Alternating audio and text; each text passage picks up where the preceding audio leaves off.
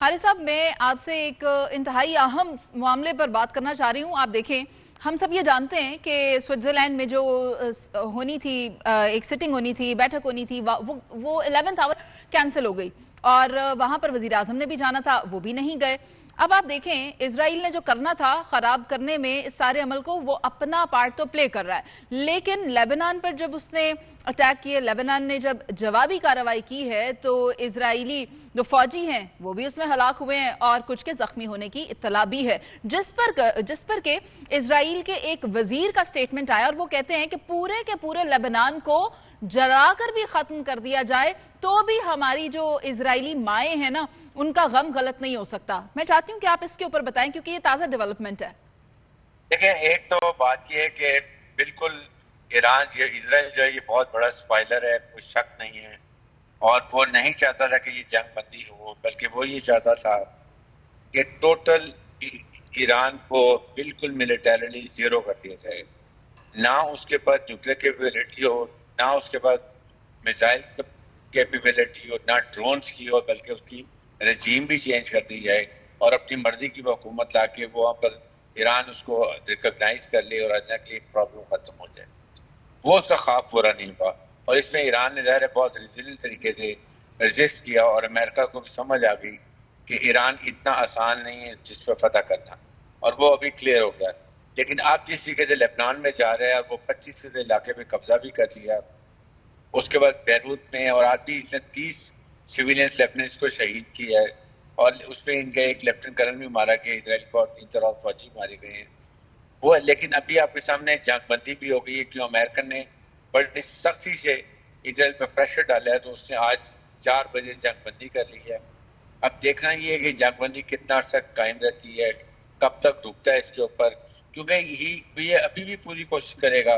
कि जिस वक्त ये टेक्निकल टीम बैठेंगी फर्दर इस वक्त बातचीत करने के लिए और इस मामले को फाइनल स्टेज पर ले जाने के लिए, उसमें भी ये इसी तरह रोड़े अटकाता रहेगा। बात यह कि इसमें अब सबसे बड़ा काम है अमेरिका की। जाहिर है कि अमेरिका ने अगर ये जंगबंदी माहदे में दस्तखत किए हैं, उसने एक स्पॉइलर का काम तो कर दिया कि ठीक है कि डिजिटल सिग्नेचर्स हो गए और इस्लामाबाद अकॉर्ड MOU भी साइन हो गया, इफेक्टिव भी हो गया, डिस्पाइट जो भी स्पॉइलिंग करनी थी इंडिया ने और इसराइल ने नहीं कर सके, लेकिन एक ही इफेक्टिव हो गया। इसके बाद आप जो टेक्निकल टीम में फैलेंगी, वहाँ देखना है कि उससे पहले ये कितना प्रॉब्लम क्रिएट करता है। लेकिन एक बात है कि जो दुनिया का प्रेशर था इजराइल प्रेसिडेंट ट्रम्प के ऊपर कि स्टेट ऑफ हरमूज को और उसके बाद नेवल कॉर्ट को हटाएं, ताकि economic crisis, energy crisis, food security crisis जो हो रहे थे उनको खत्म किया जाए, क्योंकि दुनिया को बहुत प्रॉब्लम हो रही थी और वो मूवमेंट स्टार्ट हो गई है। इंशाल्लाह मेरे ख्याल में उम्मीद तो यही कि अब अमेरिकन प्रेसिडेंट और ज़ाहिर पाकिस्तान का part will remain, Pakistan thoroughly involve रहेगा। हमें बहुत शुक्रिया अदा करना है फील्ड मार्शल ने जिस तरीके से इसको फाइनल स्टेज तक ले गई। लेकिन हारिस नवाज साहब, एक और बात है जो मैं जानना चाहती हूँ, वो ये कि स्विट्जरलैंड में बर्गनस्टॉक में जो हतमी सरबराही इजलास होना था वो देखें एग्जीक्यूट नहीं हुआ। अगर वो हो जाता तो क्या ज्यादा बेहतर ना हो जाता, और इसका at the 11th our discontinue होना या फिर कैंसिल हो जाना, ये कैसा इंप्रेशन एक क्रिएट कर रहा है? देखिए, इसने बिल्कुल कोशिश इजराइल ने यही की है, हालांकि पूरी तैयारी थी, हमारे फॉरेन सेक्रेटरी उसके हुए थे, prime minister were ready to go, उधर से उनके जेडी वाइंस की तैयारी आने की हो रही थी, इधर से ईरानी टीम तैयार थी। लेकिन जिस तरीके से ब्रूटल तरीके से इजराइल ने जाके लेबनान में अटैक किए और अमेरिका की बात नहीं सुना, अमेरिकन प्रेसिडेंट स्नब किया नेतन्याहू को, जेडी वाइंस ने स्नब किया, लेकिन उसने पूरी कोशिश करी। फिर ईरान ने, जाहिर है, I think Iran also refuse to go to Switzerland because of this protest, कि जी रिकॉर्ड करने के लिए कि जी लेबनान में जो जुल्म बर्बरी हो रहा है, अमेरिका उसको क्यों नहीं रुकवा सका। बट डेफिनेटली उन्होंने ये मुआहदे को खराब नहीं किया, उन्होंने डिजिटल सिग्नेचर्स कर दिए। अमेरिका फाइनल इफेक्टिव हो गया, इट डजंट मैटर कि वहां पर नहीं हुआ, लेकिन जो एक मुआहदा होना था इस्लामाबाद अकॉर्ड हो गया। इंडिया के सफ़े मातम मचती थी, वो मची, ये रोना पीटना पड़ा हुआ है। पाकिस्तान ने अपना काम एज ए मीडिएटर बहुत ही अच्छे तरीके से, प्रोफेशनल तरीके से, और जो इस प्रोफेशनल जो हमारे फील्ड मार्शल आसिम अली की कॉन्ट्रीब्यूशन है, मेरे ख्याल में पाकिस्तानी कौम इसको हमेशा याद रखेगी। सबसे बड़ी बात है کہ پرائم منسٹر پاکستان نے فلور دا ہاؤس کے اوپر کہا کہ ہم پوری قوم فیلڈ مارشل کی شکر گزار ہے مرور منت ہے کہ جس طریقے سے اس نے انت تک محنت سے اس معاہدے کو پائے تکمیل کا لے کے گئے ہیں. بلا شبہ آتی رہتی ہیں یہ چیزیں آتی رہتی ہیں. ہمیں اب اگلے مرحلے کے دیکھنا ہے کہ ٹیکنیکل ٹیم جب بیٹھتی ہیں کس طریقے سے پروگریس ہو. اس قسم کے عناصر تو مستقل طور پر عمل کرتے رہیں گے کہ وہ کسی طرح اس ڈیل کو ناکام بنائے، لیکن پاکستان بھی اپنی کوشش جاری و ساری رکھے گا. اسرائیل اور حزب اللہ کے درمیان میں اگر آخری لمحے میں تیز ہونے والی شدید بمباری کی بھی بات کر لوں تو اس نے پورے امن کے عمل کو سیبوٹاج کیا. جب اسرائیل جیسا بڑا کھلاڑی اس ڈیل کو گرانے پر تلا ہوا ہو تو پھر پاکستان جو ہے وہ اس اسلام آباد معاہدے کو کاغذ کے ٹکڑے سے نکال کر زمین پر کس طرح نافذ کروائے گا؟ یہ اپنے آپ میں ایک سوال ہے جس کا جواب میں چاہتی ہوں کہ حامد المشرقی صاحب آپ سے لیا جائے. کیا کہتے ہیں پاکستان کے لیے یہ کتنا مشکل ہو سکتا ہے اس کو ریشنلائز کروانا؟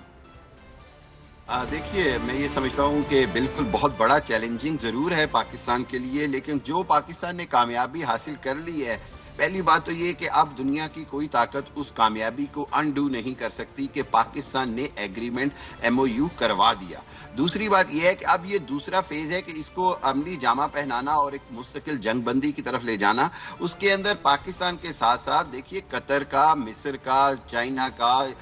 سعودی عرب کا بڑا رول ہوگا اور رول ہے، اور میں یہ سمجھتا ہوں کہ وہ اب یہ جانتے ہیں کہ واحد سپوائلر جو ہے وہ اسرائیل ہے، اور اس نے اس وقت پاکستان کو باقاعدہ ٹارگٹ کیا ہوا ہے. آپ کو یاد ہے نیتن یاہو نے جس انداز میں پاکستان کا نام لے کر پاکستان پر تنقید کی، اس کے بعد ان کے جو ایجنٹ امریکی کانگریس میں بیٹھے ہوئے ہیں لنڈسے گراہم، انہوں نے پاکستان کو ٹارگٹ کیا. اس کے بعد پھر انڈین میڈیا جس طرح پاکستان کے خلاف زہر اگلتا رہتا ہے. یہ سارا کچھ جو سازشیں ہیں یہ ایکچولی اس بات کا یقین دلاتی ہیں کہ پاکستان اپنی کوششوں میں انشاءاللہ کامیاب ہو رہا ہے، اور دنیا میں یہ دیکھا جا رہا ہے کہ پاکستان جو میں سمجھتا ہوں نیوٹریلٹی کی بنیاد پر، میرٹ کی بنیاد پر، انصاف کی بنیاد پر، اور سب سے بڑی بات یہ کہ پوری دنیا کو امن دینے کے لیے آج پاکستان جو رول ادا کر رہا ہے اس کی پاکستان کو حمایت بھی حاصل ہے. ایون یورپ کے اندر بھی پاکستان کے کردار کو بڑا سراہا جا رہا ہے، جہاں پر نیٹو اور یورپی یونین جو ہے وہ ٹرمپ سے لا تعلقی کر رہی ہے، اور وہیں پر وہ یہ سمجھتی ہے کہ پاکستان کے کردار کی وجہ سے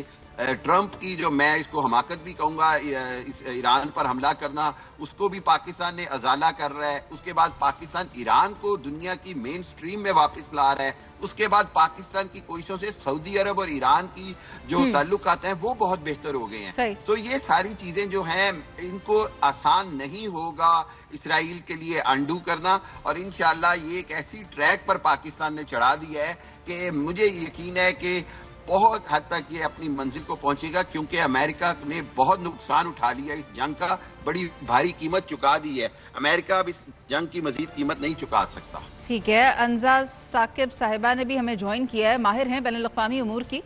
آپ اس صورتحال کو کس طرح دیکھ رہی ہیں اگر اسرائیل انہی سازشوں کی وجہ سے امریکہ اور ایران دوبارہ سے آمنے سامنے آ جاتے ہیں تو پھر ایک ثالث کے طور پر پاکستان کی بین الاقوامی ساکھ کا کیا ہوگا؟ کیا ہم نے ایک ایسے کھیل میں ہاتھ ڈال دیا ہے جس کے جو گراؤنڈ ریالٹیز ہیں وہ ہمارے